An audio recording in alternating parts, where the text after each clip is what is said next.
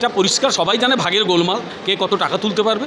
এটা তো কোনো রাজনৈতিক দল চলছে, একটা গ্যাং চলছে। আমরা চাই না কারোর হাতে তরোয়াল থাকুক, অস্ত্র থাকুক, পাথর থাকুক, কলম থাকুক। তাদের হাতে যারা অস্ত্র দেয় তাদের চিনে রাখুন, তারা আপনাদের ভালো করে না। ভেবে দেখুন, বাবা মাকে আমি ভাবতে বলবো। কালিমা লিপ্ত করার এটা একটা খুব বাজে চক্রান্ত। এগুলো অত্যন্ত নোংরা মানসিকতা। যে কোনো বন্ধুর গায়ে কাদা নেই, তাকে কাদা মাখিয়ে দিতাম। এরা ওই কাণ্ড করছে আর কি, নিজের গায়ে তো কাদা, অপরকে কাদা মাখিয়ে দিচ্ছে। আমরা দেখলাম যে ভাঙড়ে তৃণমূল নেতা খুনের ঘটনায় আজকে পুলিশ তৃণমূলেরই এক কর্মীকে গ্রেপ্তার করেছে, কি বলবেন?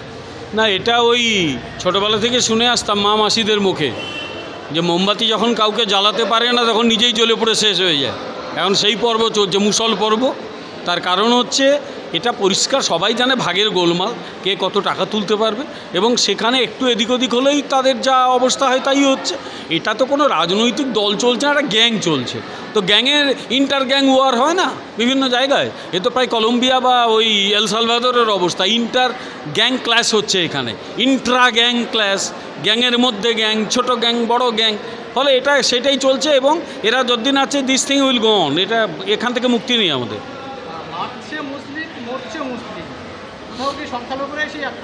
আমি তো সংখ্যালঘুদের ভাবতে বলবো এটা নিয়ে। আমাদের মাননীয় সভাপতি বলেছেন, আমরা চাই না কারোর হাতে তরোয়াল থাকুক, অস্ত্র থাকুক, পাথর থাকুক, কলম থাকুক। তো আপনাদের ছেলেমেয়েরা পড়াশুনো করুক, আপনাদের ছেলেমেয়েরা চাকরি করুক, এইরকম স্কুল কলেজে পড়ান, ছেলেমেয়েরা চাকরি করুক। তাদের হাতে যারা অস্ত্র দেয় তাদের চিনে রাখুন, তারা আপনাদের ভালো করে না। ভেবে দেখুন, বাবা মাকে আমি ভাবতে বলবো। আইআইএম কাণ্ডে দেখা গেল যে তরুণী অভিযোগ করেছিল, এমনটাই পুলিশের তরফ থেকে দাবি করা হয়। হঠাৎ করে তার বাবা দাবি যে তার সেই মেয়ের সাথে কোনো রকম ধর্ষণের ঘটনা ঘটেনি, কি বলবেন? এখান থেকে বোঝাই যাচ্ছে যে একটা কেন্দ্রীয় সরকার পরিচালিত প্রতিষ্ঠানকে মানে কি বলবো, ফাঁসানোর জন্যে, ফাঁসানো ঘোড়ার ডিম, ওই প্রতিষ্ঠানে ঘোড়ার ডিম করবে এরা, কিন্তু তাকে তো কালিমা লিপ্ত করবে। ওই কালিমা লিপ্ত করার এটা একটা খুব বাজে চক্রান্ত। এগুলো অত্যন্ত নোংরা মানসিকতা, যদি এটা সত্যি হয়ে থাকে। কিন্তু আবার আমি মনে করি এটা ভালো করে তদন্ত হওয়া উচিত, ডাক্তারি পরীক্ষা হওয়া উচিত মেয়েটার। তারপরে যদি কোনো রকম ধর্ষণের প্রমাণ পাওয়া যায়, ওকে নাকি কেউ সইটই করিয়ে নিয়েছে, তাহলে তাদের কঠোর শাস্তি দিতে হবে। এরা কেন্দ্রীয় সরকার পরিচালিত একটা অত্যন্ত নামকরা প্রতিষ্ঠানকে এরা ডিফেম করার চেষ্টা করছে। এটাকে কিন্তু সহজে ছেড়ে দেওয়া যাবে না। নিজেদের রাজ্যে যেভাবে শিক্ষা প্রতিষ্ঠানের একটা মান সম্মান ক্ষুণ্ণ হলো, তার জন্য কি চক্রান্ত হতে পারে? ওই ছোটোবেলায় ফুটবল খেলতে যেতাম বা কাদা মাখতাম, দেখতাম কোনো বন্ধুর গায়ে কাদা নেই, তাকে কাদা মাখিয়ে দিতাম। এরা ওই কাণ্ড করছে আর কি, নিজের গায়ে তো কাদা, অপরকে কাদা মাখিয়ে দিচ্ছে। এসব নোংরা লোক যারা মানসিকতা, তারা এই কাণ্ডটিই করে।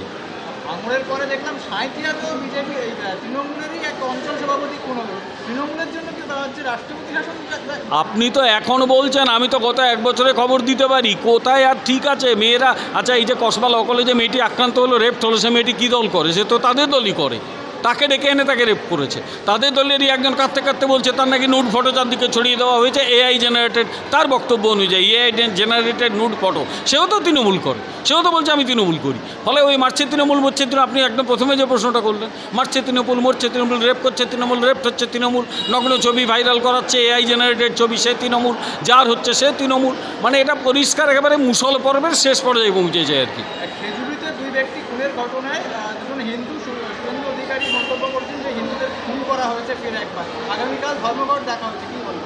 খুব মানে এটা যেটা হচ্ছে সেটা হচ্ছে বিভিন্ন সম্প্রদায়কে পরস্পরের বিরুদ্ধেও এরা লড়িয়ে দিয়েছে। ফলে সেখানে ধর্মঘট ঢাকাটা স্বাভাবিক, এবং শুভেন্দু অধিকারী যা প্রতিবাদ করেছেন ঠিক করেছেন।